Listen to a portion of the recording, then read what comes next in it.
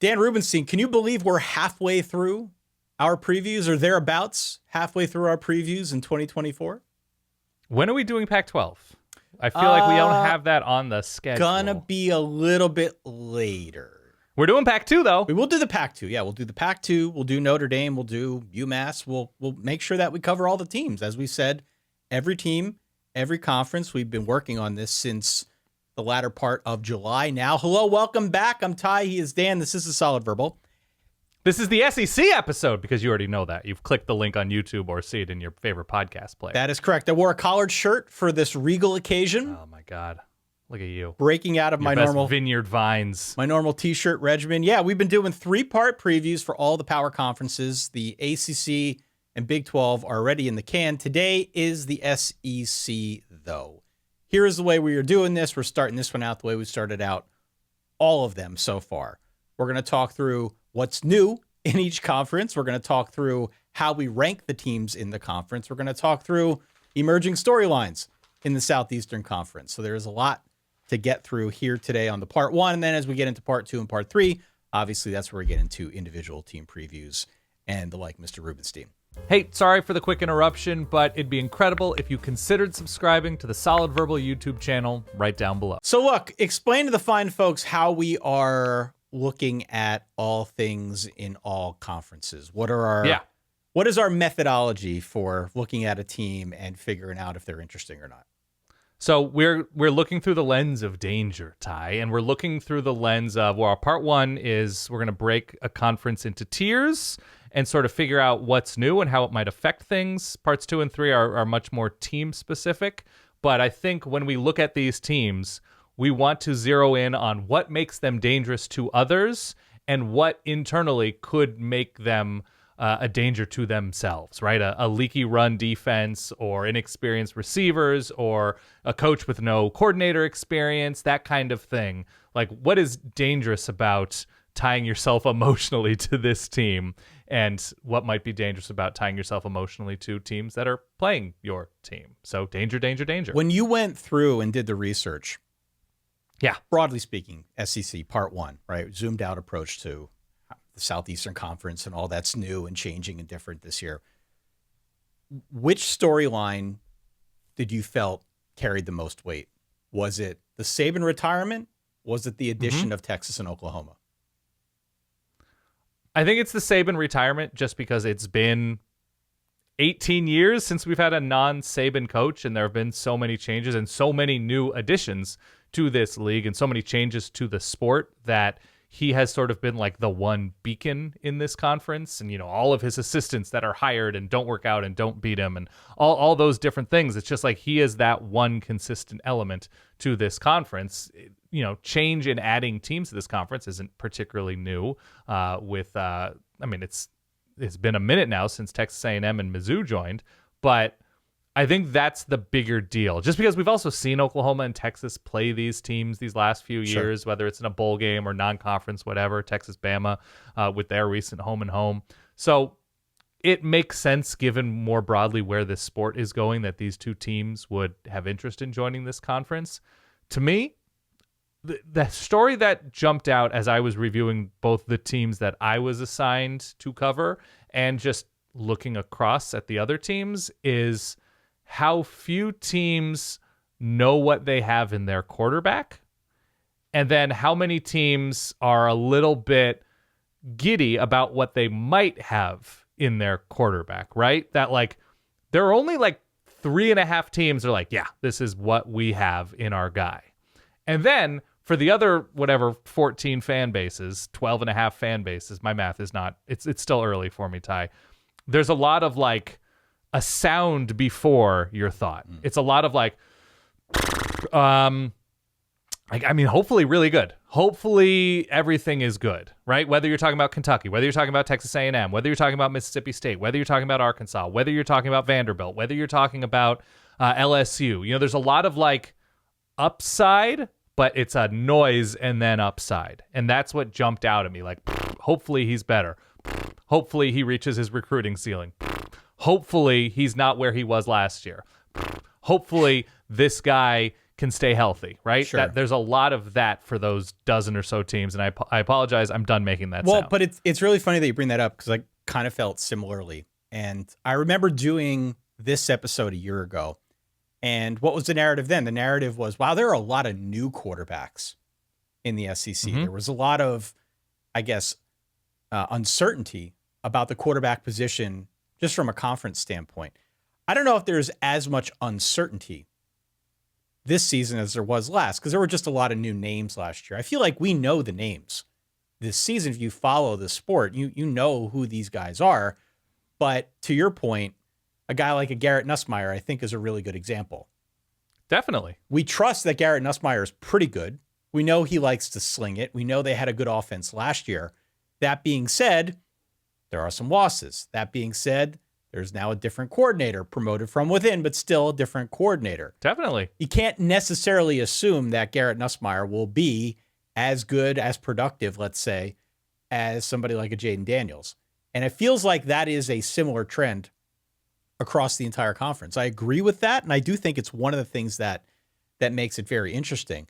As you would expect in a conference like the SEC, where patience always runs thin, some new coaches, a bunch of new coordinators and co-coordinators that we can get into, here, as we get through this episode. I wonder, big picture, high level, outside of the Saban thing, which is obvious and has been front page news now for several months running, outside of the what do we have at quarterback, or the sound before I think I want to say what we have at quarterback, what other storylines jumped out to you? So these are shoppers in the portal. These are teams, and I'm not just talking about Ole Miss, right? I'm not just talking about, the schools that are bulking up. So I guess it depends what kind of shopper you are. Are you a Costco shopper, or are you going to a little like boutique grocery store? These are the teams that are advantaged to be able to fill in blanks, right? That you have questions about defensive tackle depth. Okay, we're going to go to other conferences, even power conferences, and say, well, this guy looks like he could be a star, or this guy was a star at Purdue, and now he's at Texas A&M, right? That like these are shoppers to fill in the blanks in their refrigerators. And this is my caveat to say, players are not food. I'm just using this because my mind is always on food. So this is a conference full of, our secondary was disappointing. We're going to take this guy and that guy and this guy and that guy. And we're not just going to hope that this player from Miami of Ohio, from FAU, from San Diego State might be good. We're going to other proven power conferences, including in the case of Princely. You can probably help me out with his last name. Uman Mielen, whatever it is. Uman Mielen. Yes. Who was Florida's most disruptive, I believe, edge player, moving on to Ole Miss. So it's a conference of shoppers. And you look across the conference and you say like, this really good team lost this. Right. And I don't think there's as much panic among these programs as there might be elsewhere because of their ability, because of their wallets, because of what the SEC and because of these specific programs have behind the scenes to sort of backfill. Yeah, the things that jumped out at me were and some people may shudder at me saying this, but like college football has become a TV show. It has been ruled by the television executives at Fox and ESPN who wanted this to come to fruition. It now has. And the SEC conference as a whole, if you look across all of the schedules that these teams play, the 10 toughest schedules in America all belong to SEC teams. It's almost comical. Now, these are projections. It might change. It will change as we go through the season. But the weakest conference in the schedule belongs to Mizzou, and they're 37th nationally, which is still pretty damn tough. Yeah. So from that standpoint, you're going to see a lot of good football if you are at home watching on any given Saturday.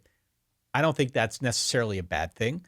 The other thing that really jumped out to me, and we will get into this because this is the episode where we do our contender tiers. I've got 7 tiers. Oh, really? I have 1, 2, 3, 4, maybe 5, but I have 4 at the moment. But I could squeeze out a 5th. I really had difficulty grouping these teams together because there was a fair amount of what I've labeled here as shrug emojis, where I could see the upside, I could see the downside, and I don't know where I come down on a team like a South Carolina, team like a Kentucky or an Auburn. I'll kind of give away the game a little bit, but there are some teams in this conference that have high interest, have, I think, some very obvious downside. And I have all three of those teams in the same tier as well. Yeah, with a couple others. Yeah. Some of these schools, I have a hard time trying to figure out where I stand on them. So that was one thing that jumped out to me. Here is what else is new, right? We're not going to rehash too much the fact that Texas and Oklahoma are now in the conference. We will obviously talk about those schools and their schedules and how they fit into this mishmash that is 16 really good teams. Yeah. There are 3 new coaches. Mentioned that at the top. 1, Kalen DeBoer. 2, Jeff Lebby. 3, Mike Elko. Alabama, Mississippi State, Texas A&M. Some other notable names, coordinators that you might have heard of. We've got Bobby Petrino getting back in the game with Arkansas. Coming back to Arkansas now as the offensive coordinator. Ron Roberts, remember him? Defensive coordinator. Yeah, he's sort of the defensive Jim Chaney at this moment. Yeah, added to the Florida staff to be the co-defensive coordinator alongside Austin Armstrong. See what happens. Was at Auburn last year, Baylor the year before. Yeah. Blake Baker was a big hire for Brian Kelly at LSU. The LSU defense, kind of a disaster. Blake Baker becomes the highest paid assistant, I believe, in the history of the sport to come down from Mizzou, coach the defense for Brian Kelly at LSU. See what happens. Which, by the way, Brian Kelly had the opportunity to retain him at LSU when he was hired and sort of noted that he did good things, but he's going in a different direction. And then whatever it is, 2 or 3 years later, say, oh, so hi, welcome back to Blake Baker. Yeah, continue. Kentucky's new offensive coordinator, no longer Liam Cohen. It is now Bush Hamdan, who comes over from Boise State, who, by the way, fun fact, born in Kuwait. Yes. And while he was on vacation in the United States with his family in 1991, that's when the Iraq invasion happened. And so his family just ended up staying here. They settled in Maryland, and now it's kind of become like a football family. So we'll talk a little bit more about Bush Hamdan and what that offense looks like in contrast to what they've been doing at Kentucky, but he's a name you should get somewhat familiar with. I want to say he's from the sort of like Brian Harsin, Chris Peterson tree in some ways. Right. Yes. Right. Okay. Seth Luttrell, friend of the show, Seth Luttrell. Remember, he was on this program way back when. He's going to be the guy at Oklahoma calling plays. And what else do we got here? We got Nick Sheridan and Kane Womack working under Kalen DeBoer at Alabama, both of whom I believe worked with Kalen DeBoer in his stint at Indiana. Yeah, Mo Linguist, the co-DC at Alabama as well, another recent head coach who decided to become a coordinator. Yeah. And the other 2 names here I've got on my list, and there are many others. I won't list just a bunch of names here. We've got Colin Klein and Jay Bateman working under Mike Elko for that new look Texas A&M staff. Colin Klein calling offense, Jay Bateman on defense. The other thing we should mention if we're sitting here talking about all things new in the SEC. Yeah. As you said at the top, this is a conference of shoppers, right? They are shopping in the transfer portal. And as expected, Brock Vandegrift going from Georgia to Kentucky, Rocket Sanders from Arkansas to South Carolina, Trevor Etienne from Florida, now the running back at Georgia, Isaiah Bond to Texas, Juice Wells and Walter Nolan both to Ole Miss, LT Overton, Bama, Prince Uman Mielen. Princely Uman Mielen, thank you. Also to Ole Miss, Nick Scourton to A&M from Purdue, Andrew Makuba from Clemson to Texas, Cormani McLean from Colorado to Florida. There are many, many others. No, he went to UCF. Cormani McLean? Oh, no, he did. Never mind. He did go to Florida. Never mind. Chop that out. I'm wrong. So, look, there are a lot of names here. Again, in the interest of making this at least somewhat interesting to the people at home, we're not going to sit here and list them, but suffice to say, there are a lot of new faces and new places. It's not just coaches, and the transfers, I think, will play a rather outsized impact on how things shake out in SEC land in 2024. That kind of goes without saying, right? Yeah, we've never known less going into a season. And take it from me, and I'll speak for myself, there have been seasons where I've known very little going into the year. But yes, we've never known less because of transfers, because of coach movement, especially the biggest coach in the conference. And the other thing that struck me, by the way, just you mentioned the schedule thing, and like the top 10 schedules, most difficult schedules are in the SEC. You look at the schedules, and yes, there are runs. Like I think Arkansas has like the meatiest middle in the schedule. They're like the muffin top schedule of the year. But you can look at a schedule, and whoever it is, Texas A&M, Georgia's schedule seems very difficult. And you can say, yeah, it seems tricky, but they miss Ole Miss, Tennessee, LSU, and, Texas. And you're just like, but everybody can kind of say that they miss 4 really good teams because now there are so many teams. And who's to say which schedule is actually most difficult? Because what it's going to take in terms of cream rising to the top seems so much more difficult this year. Yeah. So like we can sit here and say like, well, their defense has questions and it's good that they missed Tennessee, but they might get shredded by LSU all the same. So like to gauge how difficult a schedule, I think you can only sort of say like they have this and then this and then this and then this, and they're on the road against these tough teams. But in terms of what you miss and what you have, I think it's never been more difficult to sort of diagnose that particular element of a preview. The final thing that I'll point out, and then I promise we'll get into contender tiers. Yeah. It occurred to me going through this on that point of the scheduling, which schedules are brutal. It occurred to me that it's never been easier in this conference to go 9-3 and have a great team. Yes. And in looking over this, even with a school like Georgia, which I would expect, we have not compared notes, I would expect we both have Georgia at the very top of our tiers. It stands to reason Georgia could go 11-1 against its schedule. It stands to reason some very, very good teams could end up 10-2. And I do wonder come playoff season, when all of these schools are lumped together with power conference schools from across America, how much that record plays into it.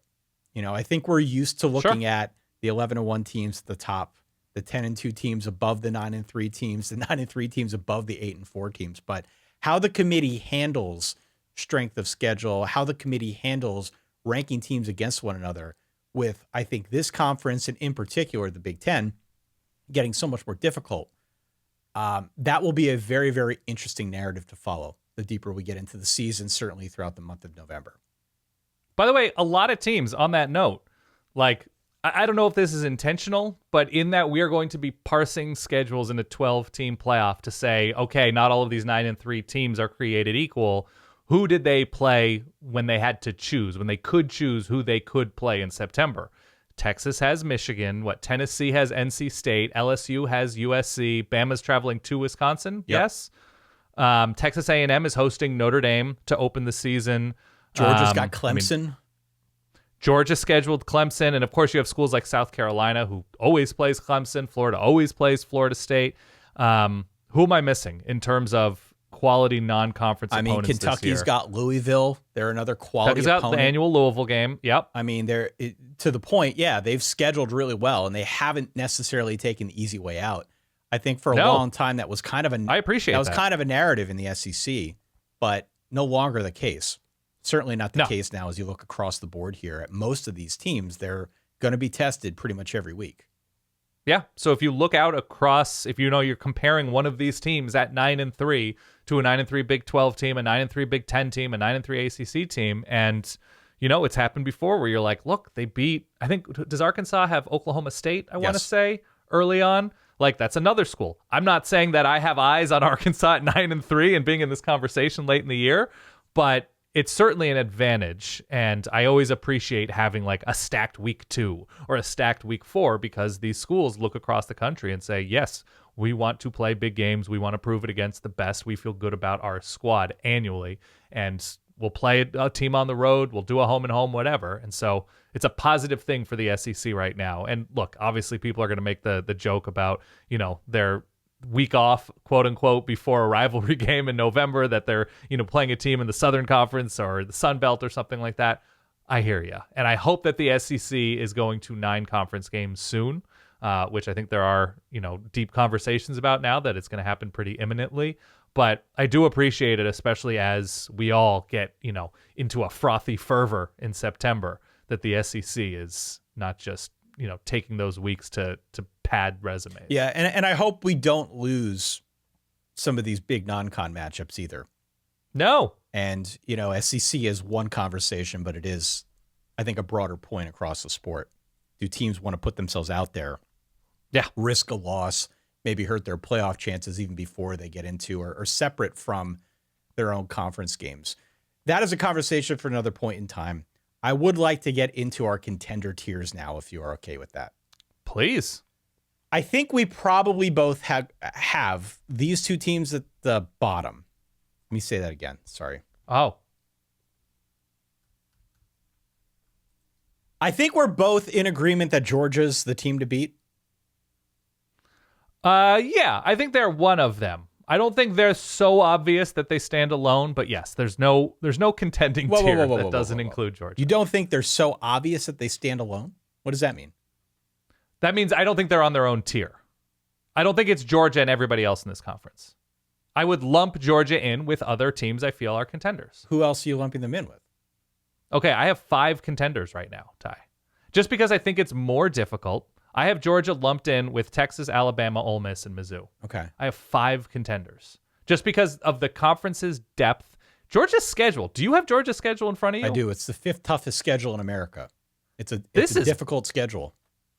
I think Georgia is currently built better than anybody else from the coaching staff on down in this conference. If you ask me to power rank this conference, I put Georgia at the top. But I don't think they're so far and away bulletproof when compared to other teams that they're just, far and away better. So I think they're my number 1 team in the conference, but I do not have a separation point between them and other contenders. So to your point, right? Neutral site game to open up the year against Clemson. That'd be a tough matchup. They're also on the road at Kentucky, at Alabama, at Texas, at Ole Miss. They've got the neutral site game against Florida. Who knows what to expect there? They host Tennessee. I do. Sorry, continue. They host Tennessee. So no, it's not an easy schedule. By any stretch, Auburn is kind of mixed in there right after the Alabama game. Who knows if there's any letdown potential with that one. So yeah, no, this is not the Georgia schedule that we saw a year ago. When we looked at the schedule, when we did this very episode, and we said, oh yeah, they're probably going to work their way through that, no problem. Yeah. This is much, much different. This is a much, much harder And they very slate. well may this year as well. They could. But with what Ole Miss has done in the portal, and Ole Miss was nowhere near Georgia last year. I give you that. I grant you that. Texas beat the team that beat Georgia. Now, transitive is not everything. It's barely anything. But I think you have to include Texas with making the playoff, with returning their quarterback, with the pluses of where Texas is at right now, with the year-over-year steps that Sark has taken in Austin. I include Texas in that, absolutely. I'm including Bama in this because I'm a believer in Kalen DeBoer. I'm a believer in their starting point in terms of talent on both sides of the ball. I'm a believer, again, in coaching staff and Alabama being a place where winners win. That's where I am right now. And I have my own Kalen DeBoer conversation to have when we talk more about Bama, but I have them in that tier. Ole Miss, with what they've added, exclusively losing to the best, and in my mind, getting better via the portal. I have Ole Miss in that conversation, and I like their schedule a good deal as well, all things being relative. And same case for Mizzou. That returning quarterback, winning quality games last year against quality teams, both at home and on the road, finishing the season the way they did, and I know Ohio State was in a weird place, but I like where Mizzou is at. You combination of coaching and talent and returning talent, and what they've added, bolstering certain weaknesses or questions. I think Mizzou absolutely is in that conversation, especially with how they played, against Georgia last year, that they stood toe to toe. Kirby was very, effusive in his praise about where Mizzou has come to be as a program. I have Mizzou in that top tier as well. I've got Georgia on its own tier, and I just titled it the team to beat. And then the next tier down, I've labeled Georgia's SEC championship game opponent. And I've got Texas, Ole Miss, and Alabama in that class. I think Texas is Why not really Mizzou? good. I think Texas is really good. I like what Ole Miss did in the portal. I think it's interesting that while most schools are out there trying to plug holes via the portal, Lane Kiffin is doing that, but he is also just stacking depth. He is stacking depth. This is a very deep team. We talked on kind of the first of all of these preview episodes, what's changing in 2024. There is the possibility this year that you could play 17 games if you get all the way through to the national championship and lose your conference title game. Ole Miss, you could argue, is very well positioned for that because of the depth that they've been able to build up. And I couldn't not include Alabama in here. Like, I believe genuinely Kalen DeBoer is a good coach. Kalen DeBoer's won everywhere he's been. The starting point from a talent standpoint is really strong. There's no reason to want to put them much lower than this. I just don't want to assume that the transition is seamless. Sure. You're moving on from the greatest coach in the history of the game. Kalen DeBoer is not that guy. He could be a very, very good coach. All things considered, he was probably the best guy that they could have gone out and got to now be the Alabama head coach, but he's still not Nick Saban. And so I don't want to assume that they're just going to get back to where they were previously. Right. Mizzou, once we get to Mizzou, we can talk more about Missouri because the schedule is very appealing. The offense looks electric. I do have questions about the defense. And despite what I said on one of our earlier episodes this offseason, where I said I thought Mizzou had room to grow, it occurred to me in looking a little bit more at this team that I did not like them as much as I expected. Yeah. So for me, they represent a bit of a dilemma. I've got team to beat Georgia's SEC Conference Championship game opponent, Texas, Ole Miss, and Alabama. And then I've got two teams in this tier that I've labeled internal dilemmas. And this isn't so much about them, it's really about me. Isn't the show always? Mm-hmm. Missouri's in there. I've also got LSU in there. I think LSU is an interesting dilemma to try and solve. A lot to like, a lot to be skeptical about. I've got them the next rung down. Is that where you also have LSU? Yes. So I have my next rung down is Tennessee, LSU, A&M. Okay. How do you feel about that? I've got LSU and Mizzou in my internal dilemmas. And then the next one down is what I've been calling the spicy chicken sandwich. Okay. And in that spicy chicken sandwich tier, I've got Tennessee, I've got Texas A&M, and I've also got Oklahoma. So why do you have LSU above those teams? I have a lot of faith in the talent on hand at LSU. I have a lot of faith, especially in their ability to score points. And I think they can't get any worse on defense. It has to get better.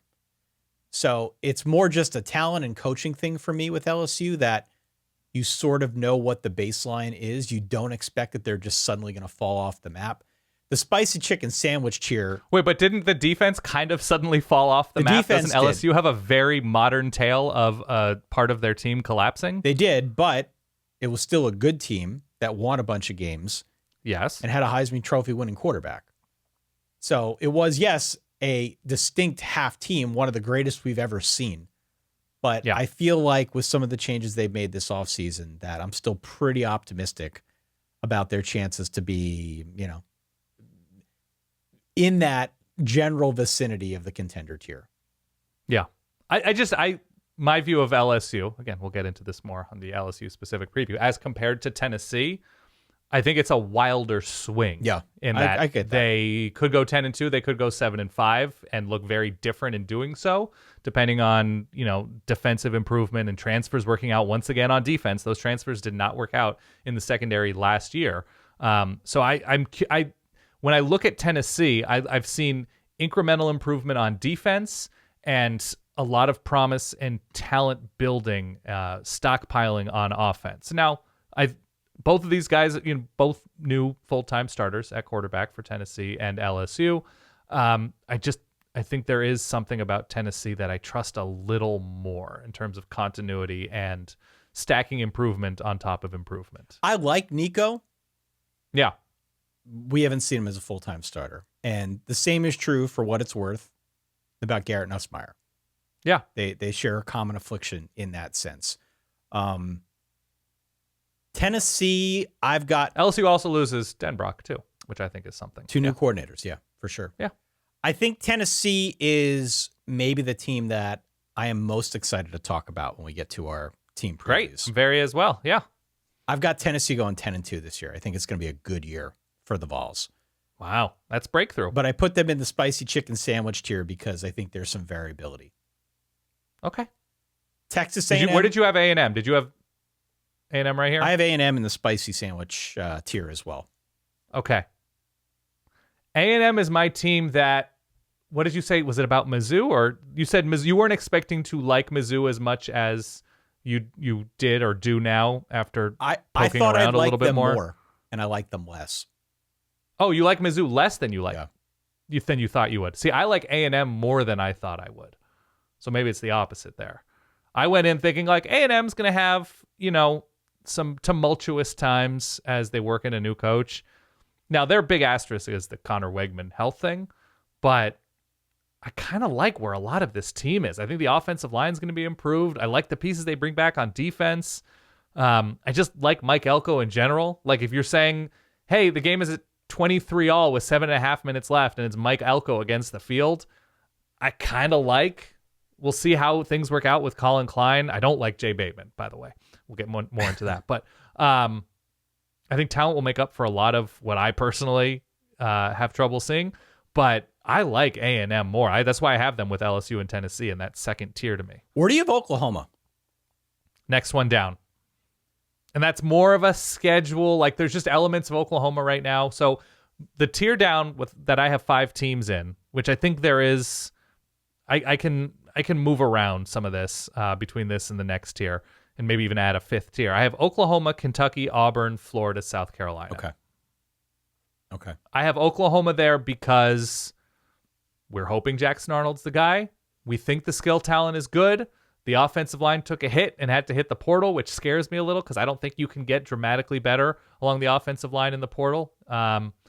Defensively, I like where they've come. I really like where they've recruited. But again, it's that schedule thing. It's Jackson Arnold throwing 3 picks against Arizona. And,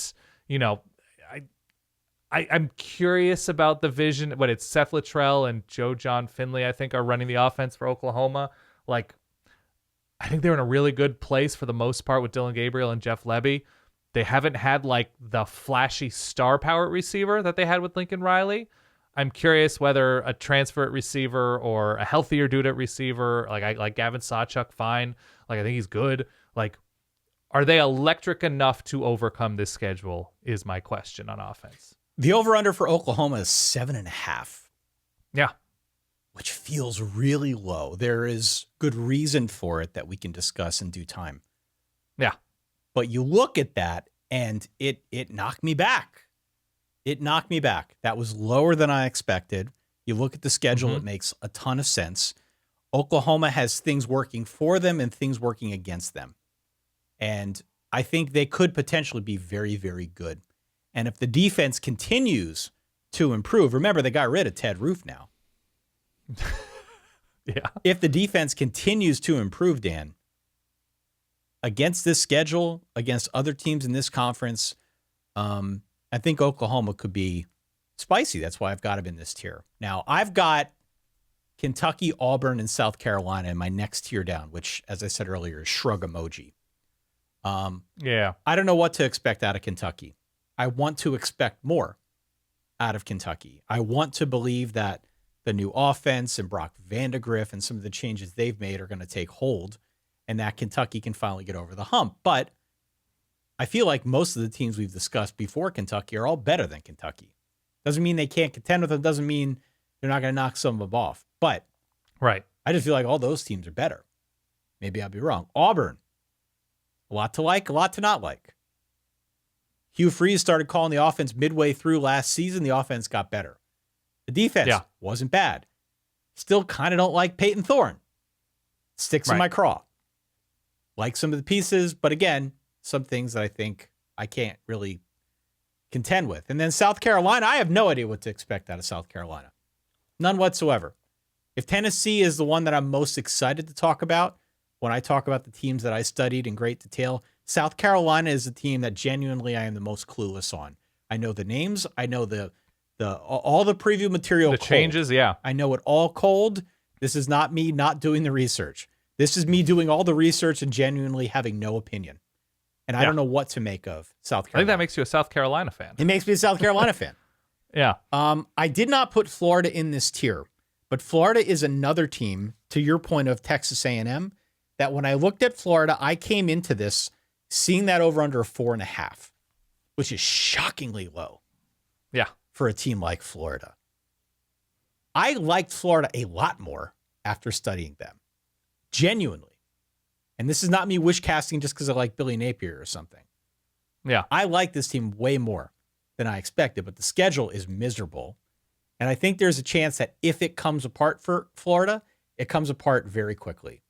I said it on one of the shows that we did, I guess it was 2 episodes ago, talking about the Big 12. There's a chance that UCF could end the run of Billy Napier in like week 5. They'll be very motivated. Yep. Extremely motivated to knock off an in-state school who now they're recruiting against on like the power conference level. So I've got both Florida and Arkansas in a tier that I've labeled firing their coach mid-season, because I think it's going to be very difficult for Florida to overcome that schedule, even with what amounts to a better team. And Arkansas, I just directionally don't know where that program is headed.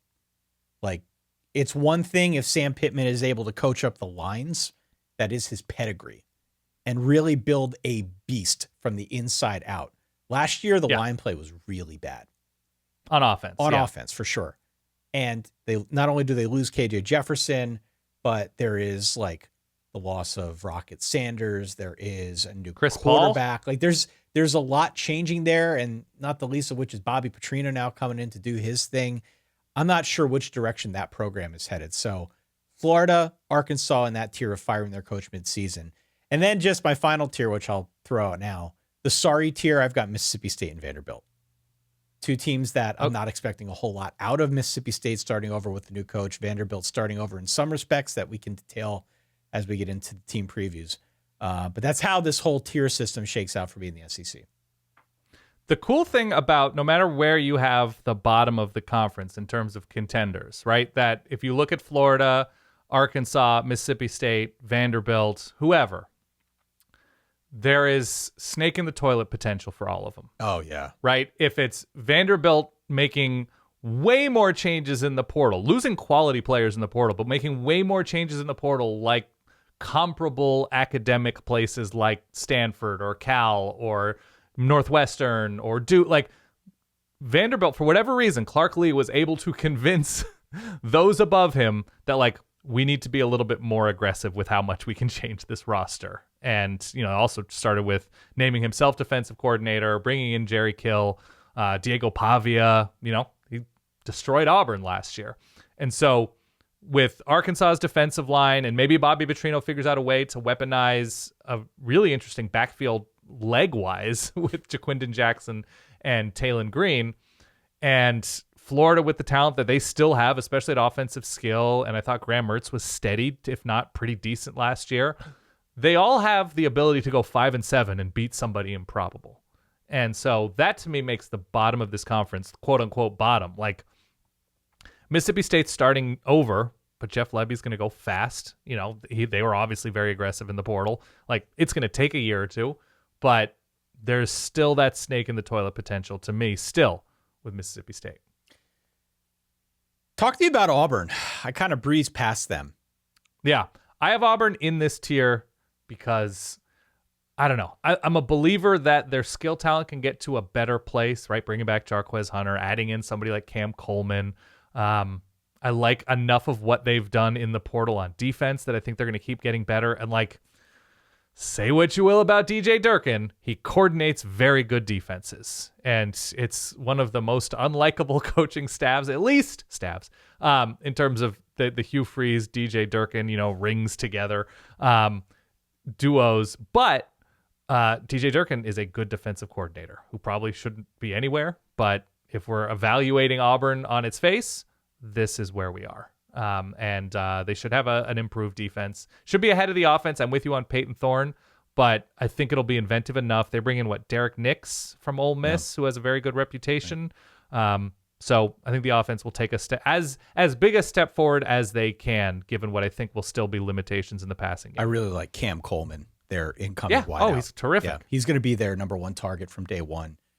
That'll be interesting to say the least. So I've been jotting some notes down here. It seems as if the teams that we've got some disagreement on are Mizzou and LSU, Tennessee, and Florida.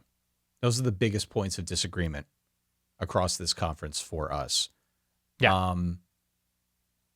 Of those teams, were there any that you found that you liked or didn't like as much as expected when you went through and did the homework? Okay, so I said I liked A&M more than expected.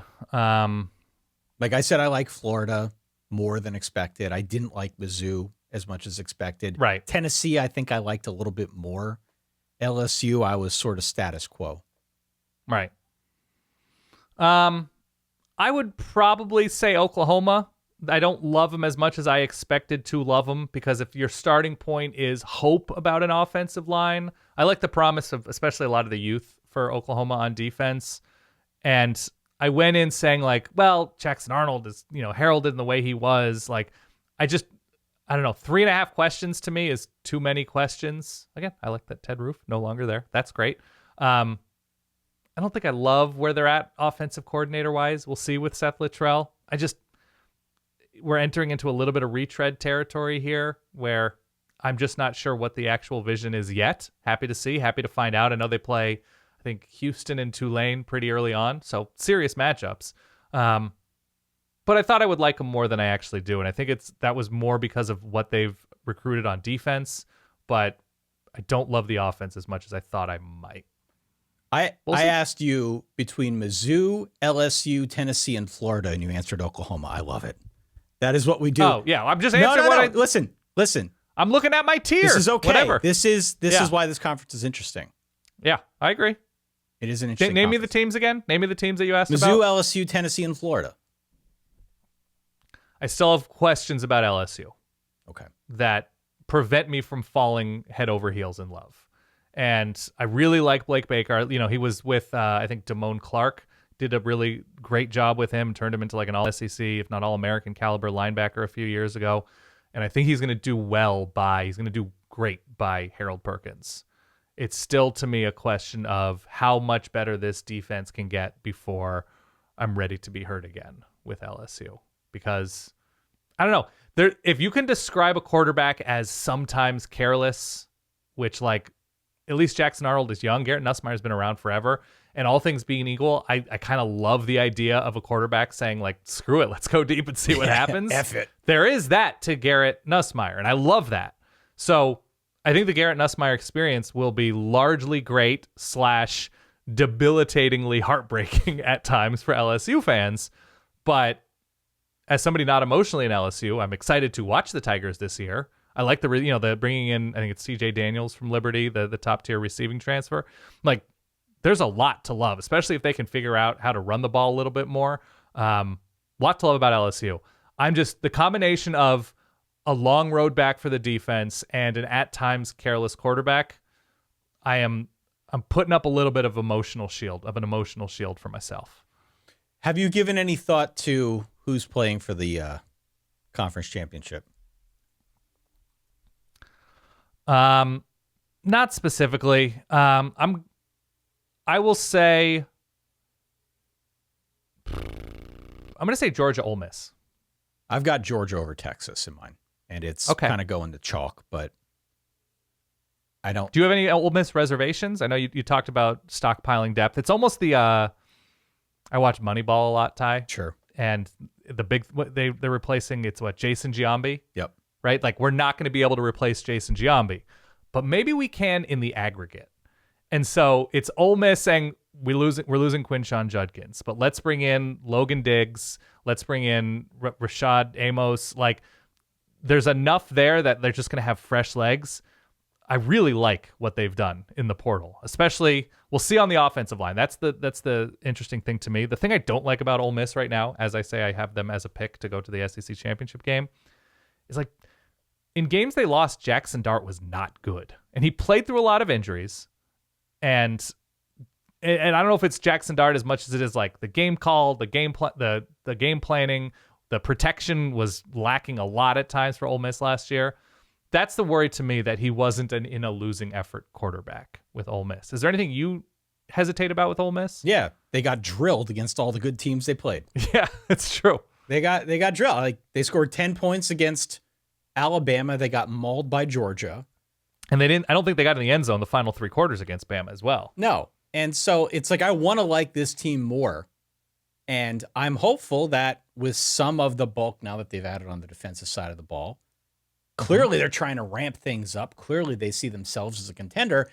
And frankly, they could lose some of these games still this year and find a way into the playoff.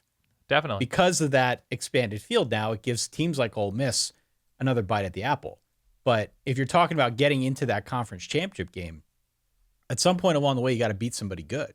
You got to beat a team that you're not favored to win. So do you want? Yeah. The problem that I see with that train of thought is that the schedule this year for Ole Miss is pretty favorable. It's so good. Outside of the Georgia game, which is at home, mind you. Right. I think it's so good. But yes, the home road splits and the non-conference, not a lot there. So to your point, they could get there without having to do any of what I just described. Exactly right. Yeah. Which I think is an okay way to go about it. That's why I'm not going to look down my nose at this Ole Miss schedule. They're so stacked at receiver with what they bring back, and Trey Harris adding Juice Wells, Michael Trick. Like, they're so stacked there that it's, look, they have that LSU, Oklahoma, and then it's Arkansas, Georgia, Florida in the Egg Bowl. But the road games this year, it's at Wake, at South Carolina, which, by the way, that's a difficult place to play. I just don't know how difficult this team is. At LSU, at Arkansas, at Florida. All things considered, it's pretty good. There's also a case to be made that it ends up as Texas Ole Miss. Right.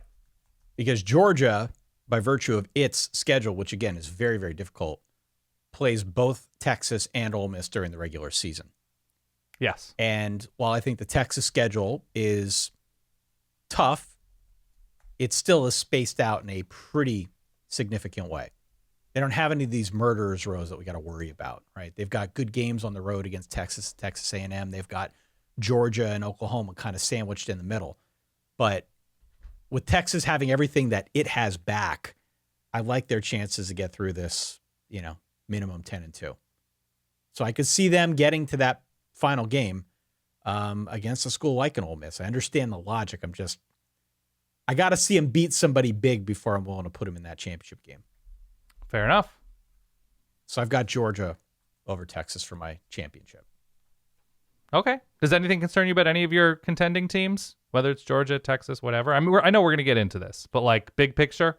Bigger picture, I mean, the Ole Miss thing is they got to beat somebody good. Yeah.